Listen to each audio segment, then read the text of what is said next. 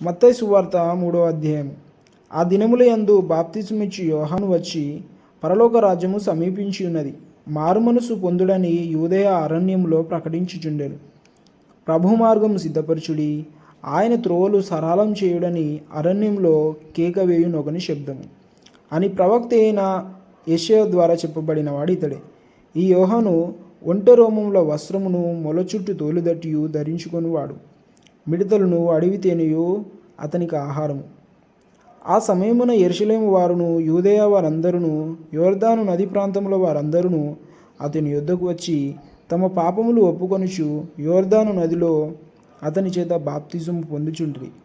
అతడు పరిసయ్యులలోను సద్దూకయ్యులలోను అనేకులు బాప్తిజము పొందవచ్చుట చూచి, సర్పసంతానమా, రాబో ఉగ్రతను తప్పించుకొనుటకు మీకు బుద్ధి చెప్పిన వాడెవడు?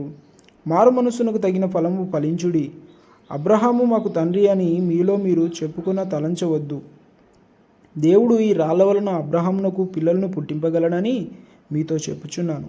ఇప్పుడే గొడ్డలి చెట్ల వేరున ఉంచబడి ఉన్నది గనుక మంచి ఫలము ఫలింపని ప్రతి చెట్టును నరకబడి అగ్నిలో వేయబడును. మారు మనస్సు నిమిత్తము నేను నీళ్లలో మీకు బాప్తిజం ఇచ్చుచున్నాను. అయితే నా వెనుక వచ్చుచున్నవాడు నాకంటే శక్తిమంతుడు. ఆయన చెప్పులు మోయుటకైనను నేను పాత్రుడును కాను. ఆయన పరిశుద్ధాత్మలోను అగ్నితోనూ మీకు బాప్తిజం ఇచ్చును. ఆయన చేట ఆయన చేతిలో ఉన్నది. ఆయన తన కళ్ళమును బావుగా శుభ్రం చేసి గోధుమలను కొట్లలో పోసి ఆరని అగ్నితో పొట్టును కాల్చివేయునని వారితో చెప్పాను. ఆ సమయమున యోహాను చేత బాప్తిజం పొందుటకు యేసు గలిలయ నుండి యొర్దాను దగ్గరనున్న అతని యుద్ధకు వచ్చెను. అందుకు యోహాను, నేను నీ చేత బాప్తిజం పొందవలసిన వాడైన ఉండగా నీవు నా యొద్దకు వచ్చుచున్నావా అని ఆయనను నివారింపజూచెను. కానీ యేసు, ఇప్పటికి కానిము, నీతి యావత్తు ఇలాగు నెరవేరుట మనకు తగి ఉన్నదని అతనికి ఉత్తరమిచ్చెను. గనుక అతడు అలాగూ కానిచ్చెను.